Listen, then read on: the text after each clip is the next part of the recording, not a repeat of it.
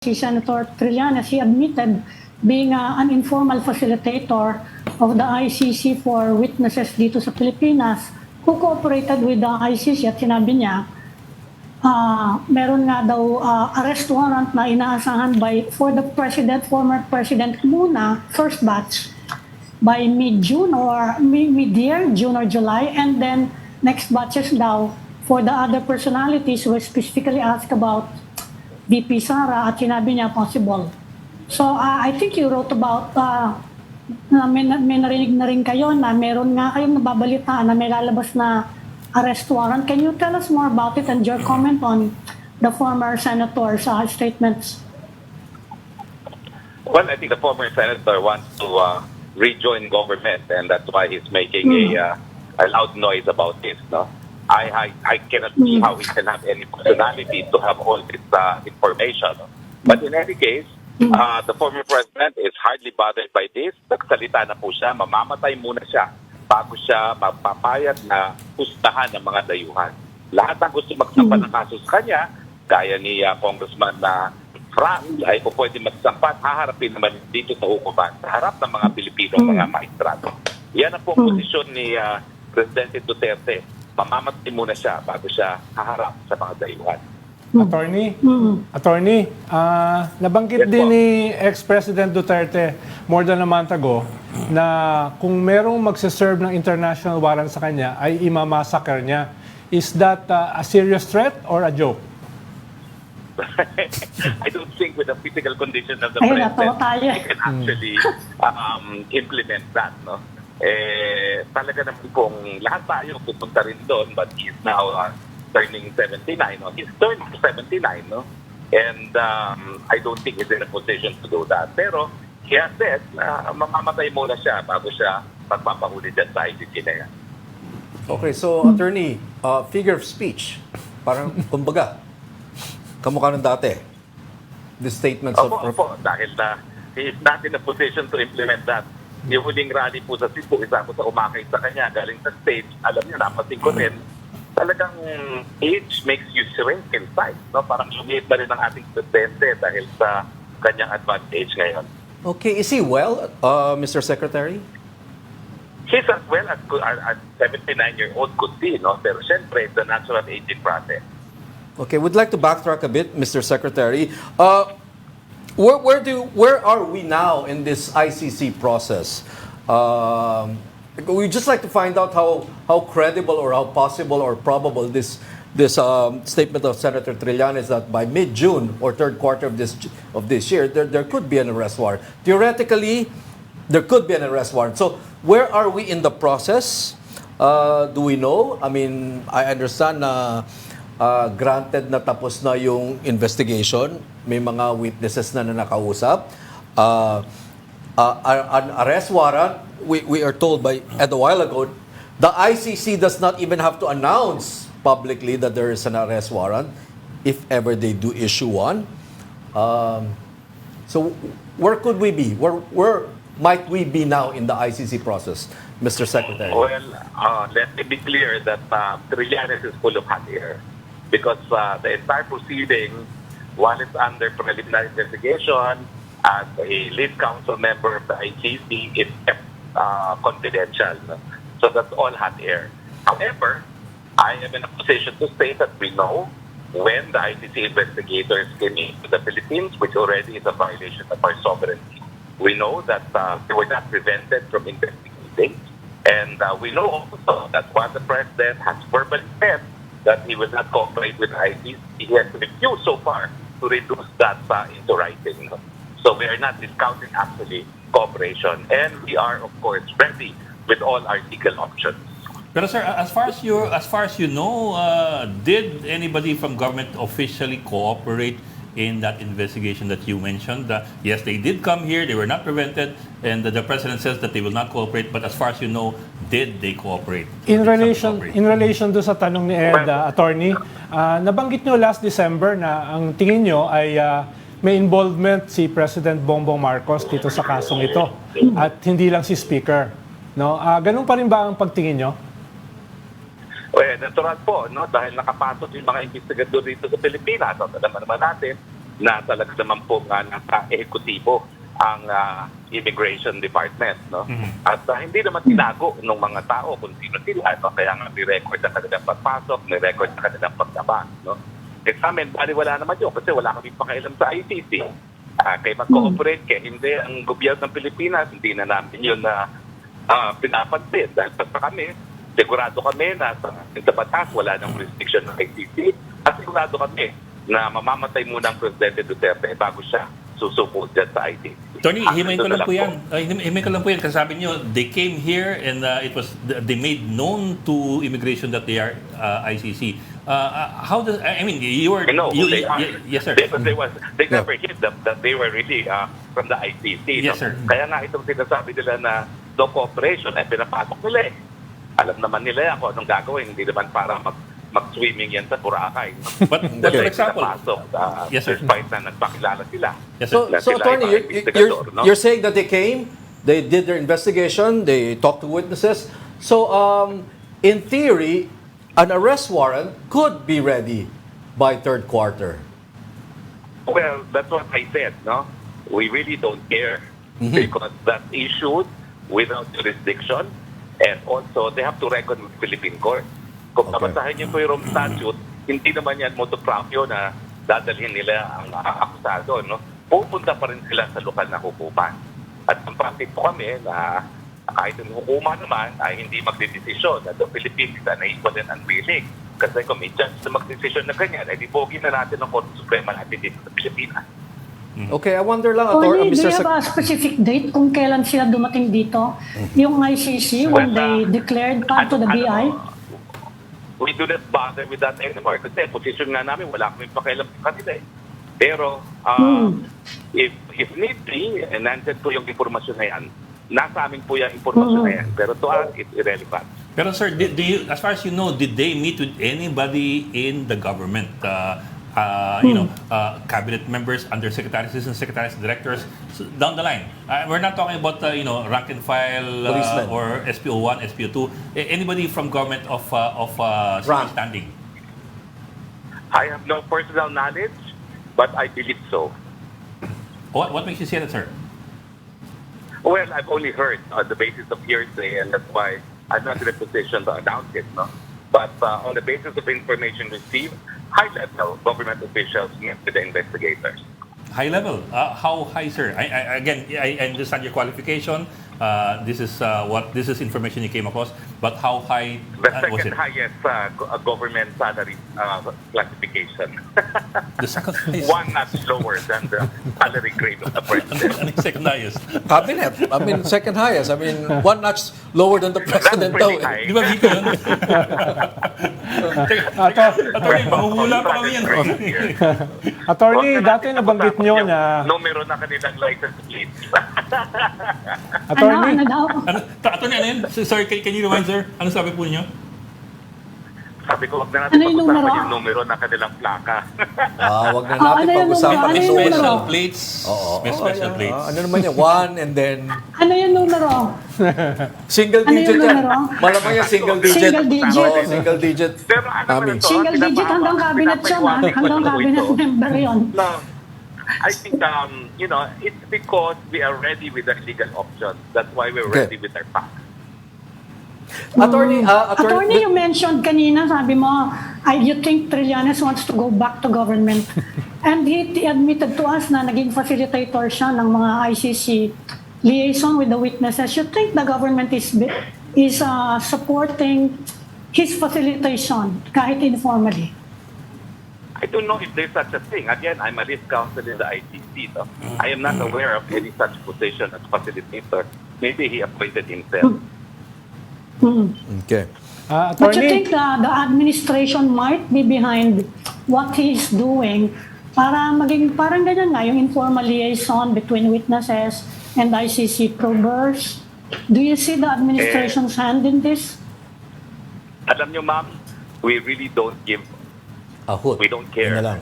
Because we know that legally the court has no jurisdiction and we will exhaust all legal remedies, including, of course, the fact that it is mandatory to face Philippine courts first before they can actually bring an appeal refused to the ICC. It is not as simple as putting him in a private plane and bringing him to The Hague.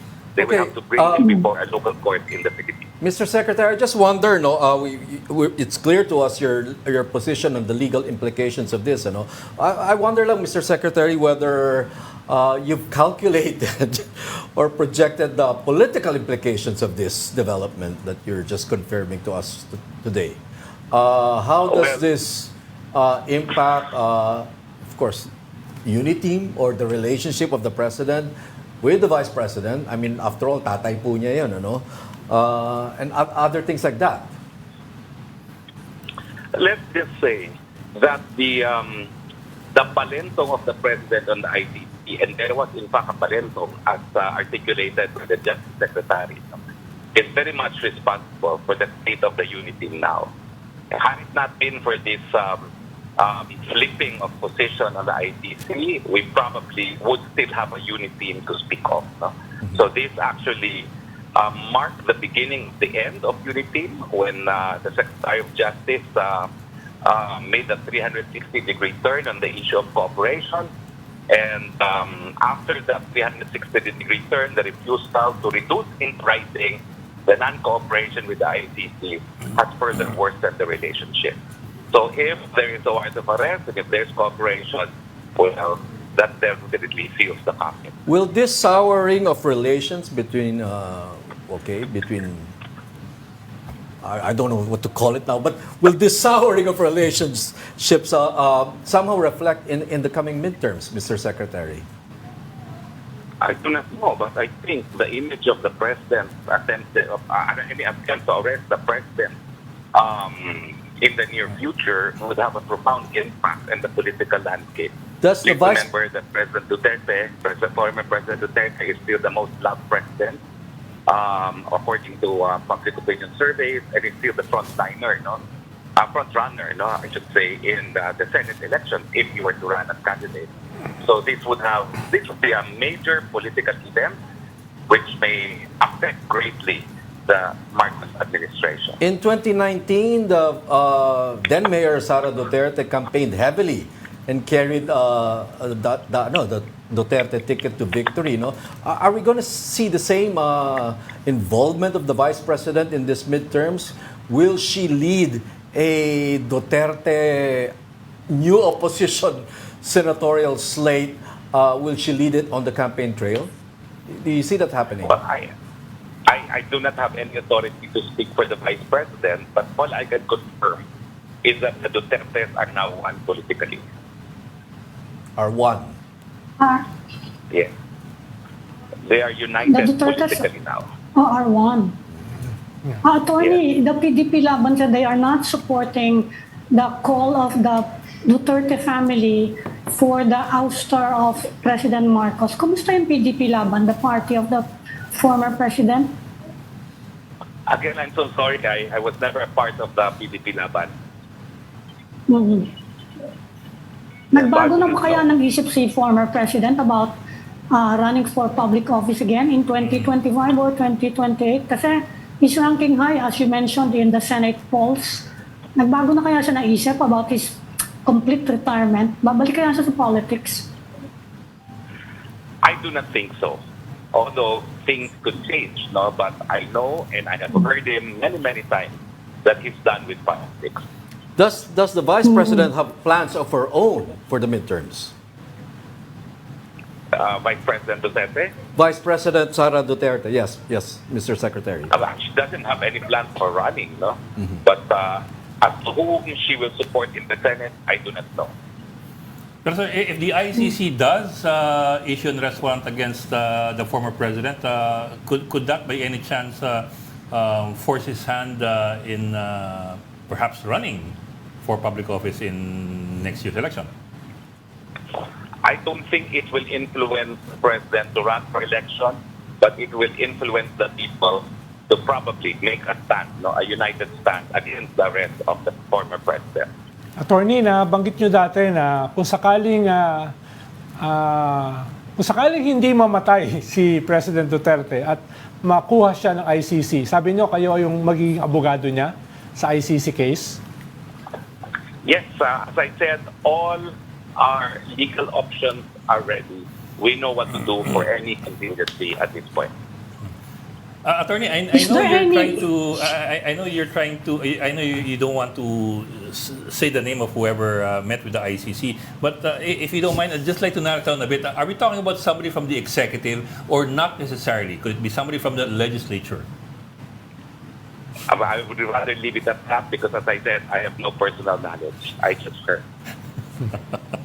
Okay. Attorney, is there any legal way for the government to turn over the former president to the ICC even if the country does not rejoin the Rome Statute? Kasi parang may ganung implication na pinag-aaralan yata ngayon, yung option na yan. Is there any such option? Well, they always have that option to cooperate because, after all, the ICC has no capacity to enforce the warrant of arrest on its own. They are wholly dependent on the cooperation of the member states. The problem is we are no longer a member state, and as I said, under the Rome Statute, now what they seem to have forgotten is that there is also a mandatory recourse to local court. So at least ascertain the identity of the person sought to be arrested on behalf of the ICC. No? So there is recourse to local courts before an accused before the ICC is shipped out to The Hague. Okay, Mr. Secretary, how does the Vice President, Sara Duterte, feel about this development? That the government, which she is still, the administration in which she is still officially part of, is cooperating as to regarding the arrest of her father. You know, verbally, they say that they are not cooperating. So she's taking that on its face value, but I have to say that no one understands why they don't want to reduce it into writing. In fact, any person, when you ask them, why don't you reduce it into writing? Because that would be the basis for a policeman to refuse apprehending either the president or the vice president pursuant to such a warrant. And of course, no one knows why they don't want to reduce it into writing. It can only indicate that since it is verbal, it can be changed also in a verbal manner. Kung sakali, attorney, na papasukin ng gobyerno yung ICC sometime this year, kung sakali, mananatili ba sa cabinet si Vice President Sara Duterte? Well, una-una po, nakapasok na sila. Yes. So Pero pag it's not as if in-implement, may mga police galing sa ICC na mag-aaresto, hindi po. Ipapadala nila yung warrant of arrest sa Department of Foreign Affairs doon through the ambassador in the Netherlands at ang DFA ang magpapadala niyan dito sa mga ahensya ng Pilipinas. So, pagdating sa aresto, wala na pong dahilan para pumasok sila sa Pilipinas. Ganun po yung proseso. Wholly dependent sila on the operation of the member state. And of course, we have ceased to be a member.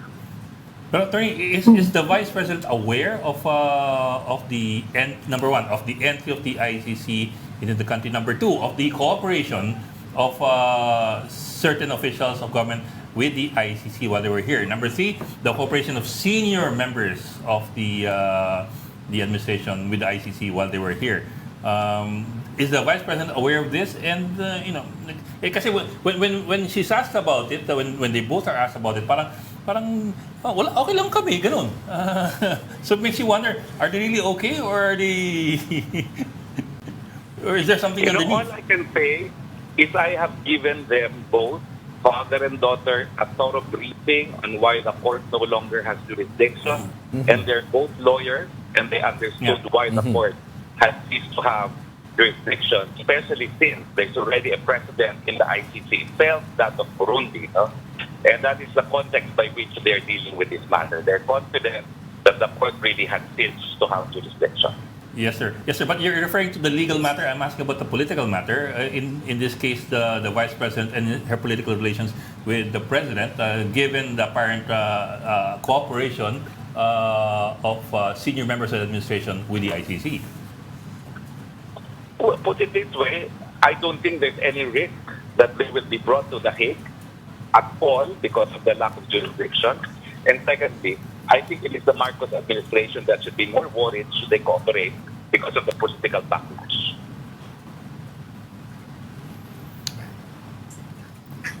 Okay. yeah. Hello. Are we Yes, sir. okay? Yes, sir. Ami? Yes, sir. We're trying to look for other ways to prove. Well, there's a lot to unpack. There's a lot to unpack, Mr. Secretary. First of all, there has been an acknowledgement on your part that ICC investigators have been let inside the country. And met That's with a huge development coming from you. That much I can confirm. Okay. And With all the implications that Tatanong carries. ko na lang, the Dutertes are now being described as the real opposition. Do you agree with that description?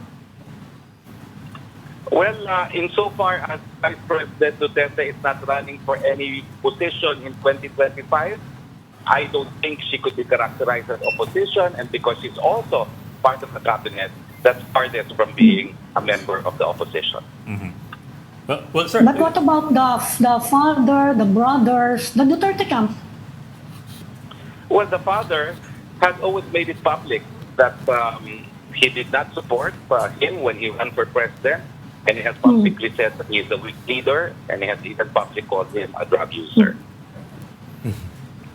Well, sir, let me rephrase my question. Hindi ba ikinagalit ni VP Sara Duterte yung kaalaman na nakapasok, pinapasok at nag-cooperate ang mga matataas na opisyal ng gobyerno sa ICC? Alam mo kasi, pag abogado pa, kampante ka kapag walang jurisdiction eh. Malinaw kasi yung kawalan ng jurisdiction, so gawin nilang gusto nilang gawin. Pero may remedyo sa batas ng Pilipinas, sa batas ng international law, no? Yes, So, sir. malinaw po sa kanila yan. Yes, Wala sir. silang katakot-takot dahil paano naman sila abogado, alam nila kung paano pumasa ng mga desisyon at paano basahin na isang tratado. Yes, sir. I understand, sir. Pero maaari namang kampante ka, pero galit ka.